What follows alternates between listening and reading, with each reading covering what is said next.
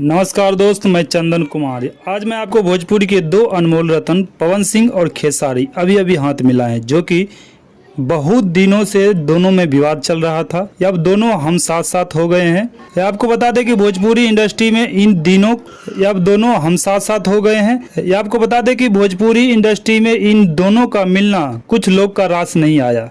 पवन सिंह और खेसारी का बोलबम वाला गाना रिलीज हुआ, लेकिन पहले के जैसा गाने का रिस्पांस नहीं रहा और पहले के जैसा गाने का व्यू नहीं गया। ऐसे में कुछ लोग का मानना है कि दोनों में कंपटीशन ही ठीक था, लेकिन कुछ लोग का कहना है कि दोनों का भक्ति गाना था और भक्ति गाना में लोग कम इंटरेस्ट लेते हैं, इसीलिए कम व्यू आया है।